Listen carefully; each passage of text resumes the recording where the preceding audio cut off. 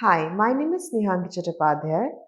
I am a corporate counselor and a clinical psychologist working privately.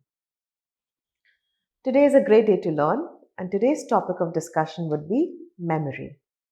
So, memory is defined as a cognitive system which helps us in storing and retrieving information. Basically, it is an active system which helps in receiving information from all our senses. So it receives information. It puts this information into a much more usable form. So it organizes the information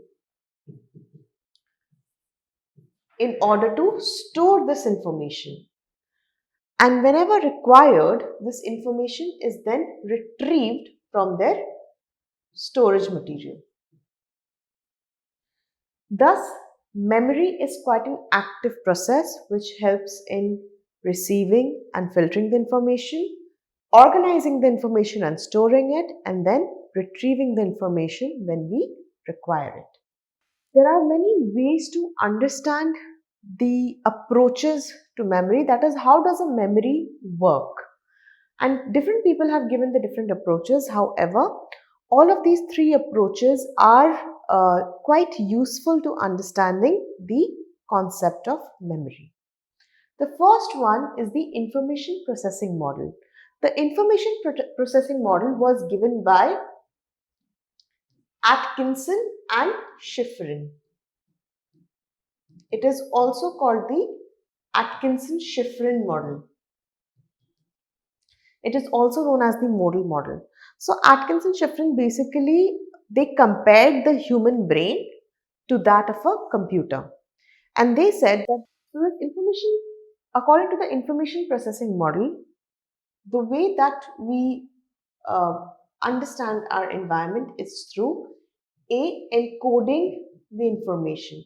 So encoding the information means that we convert the information into a form that can help us store it into our memory system. Second, we store this information. So there is storage, right? That is, we retain this information over varying periods of time.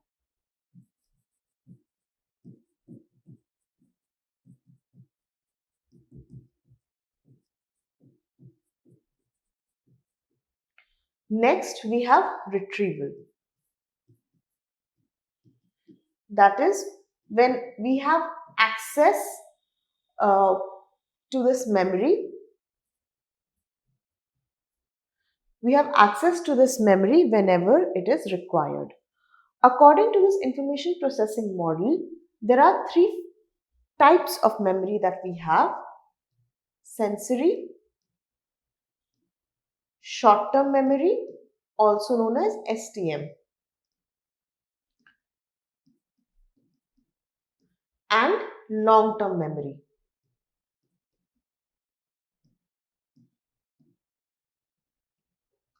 We will discuss about sensory, short-term and long-term memory in the next slide.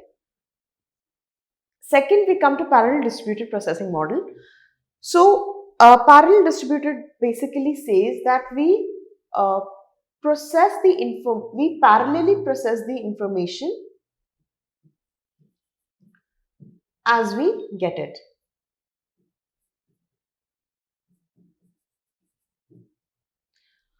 In information processing model, it basically sees it as a step-by-step process. That is, first then it will be encoded, then it will be stored, and finally it will be retrieved.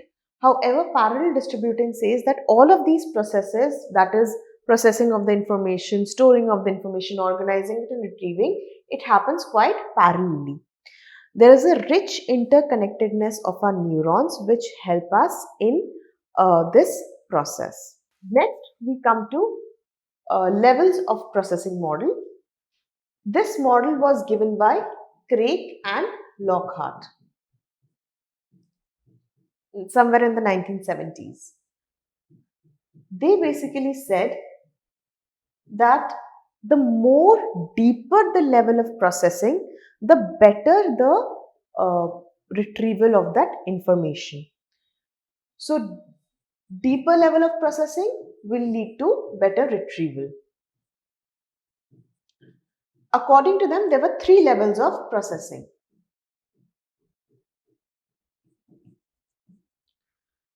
So these 3 levels of processing were, first one was physical processing. That is what are the physical attributes of the information. Second was phonological processing. How does it sound? And finally, the deepest level of processing was the semantic processing.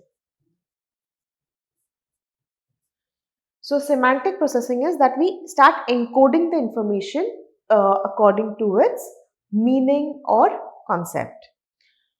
For example, when you're looking at this model, when you're looking at this slide, you may look at this word of memory, right? In the physical processing, you will look at the physical attributes of the word, such as it is in lowercase, the word is MEMORY. This is, you have encoded it physically. Next is phonological. Phonological meaning, how does it sound? So you're encoding the information according to its sound, such as memory. And a simpler example would be, suppose if you read the word cat, so you will have similar sounding words in your mind, for example, cat, rat, hat, etc. Finally is semantic. That is, what is the meaning of the word. So what does memory mean over here?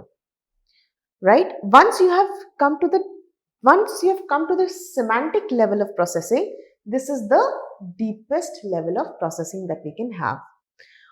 Once we encode the information according to its meaning and context, the better our retrieval will be. So if a question comes on describe the models of memory, you will remember these 3 models of memory. So we discussed how Atkinson-Schiffrin had spoken about the types of memory, and research also suggests that 3 types of memory exist: sensory, short-term and long-term.